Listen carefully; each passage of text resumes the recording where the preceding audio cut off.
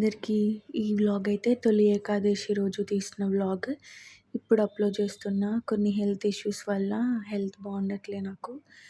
So నేనైతే ఆ రోజు ఎర్లీ మార్నింగ్ లేచి మంచిగా ఇల్లంతా క్లీన్ చేసుకొని ముగ్గులైతే పెట్టేసుకొని దీపం అయితే పెట్టేసుకున్నా.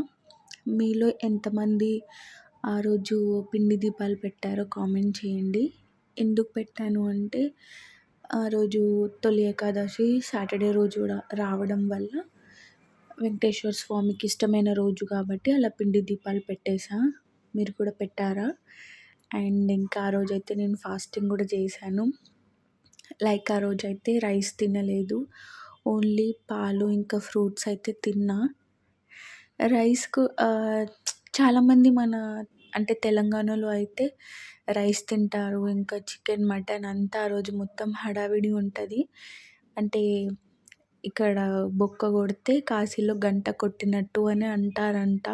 నా చిన్నప్పటి నుంచి కూడా అంతే. నాకు తెలీదు అసలు ఈరోజు రైస్ తినొద్దు అనేసి, అండ్ అసలు నాన్ వెజ్ కూడా తినొద్దంట.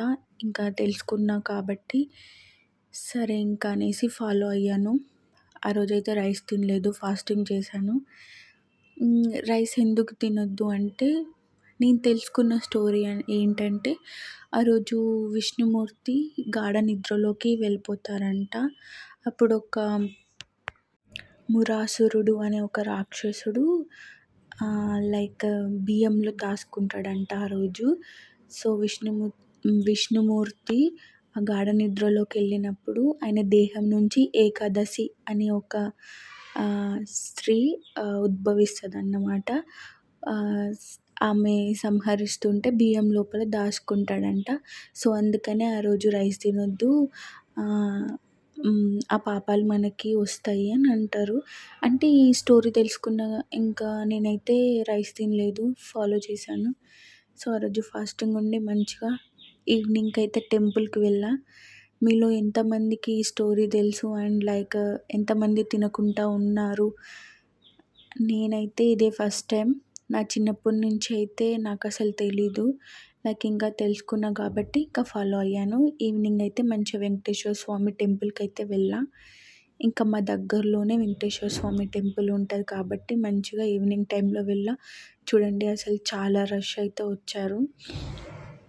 ఇంకా గుడిలోకి వెళ్ళి ఇంకా ఆ స్వామి నామస్మరణ చేసుకొని కొద్దిసేపు అర్చన చేయించుకొని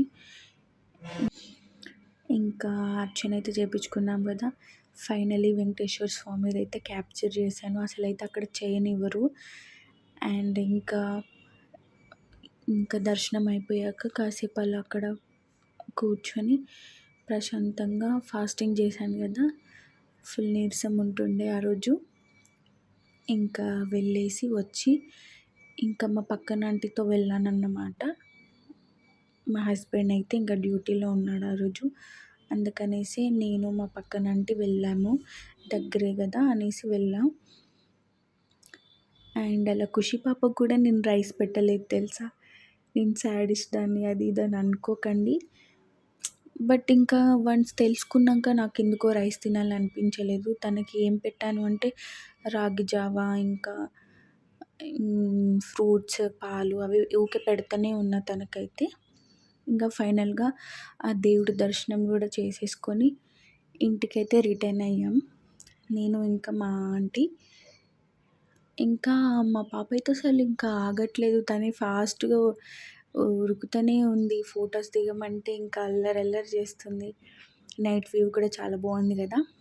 సో మీలో ఎంతమంది ఫాస్టింగ్ ఉన్నారు ఆ రోజు కామెంట్ చేయండి. అండ్ ఈ వ్లాగ్ పెట్టడానికి చాలా టైమే తీసుకున్నా, ఎందుకంటే నాకు కొంచెం ఫీవర్ వచ్చినట్టు అనిపిస్తుంది గైస్. అసలు సరిగ్గా షార్ట్స్ అప్లోడ్ చేయట్లేను, వీడియోస్ చేయట్లేను. సో చూసారు కదా అసలు ఆగట్లేదు, వెళ్తుంది.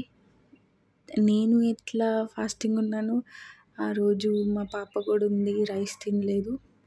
ఇంకా ఫ్రూట్స్, పాలు ఇంకా తనకి పెడుతూనే ఉన్నా. So thank you for watching my videos guys.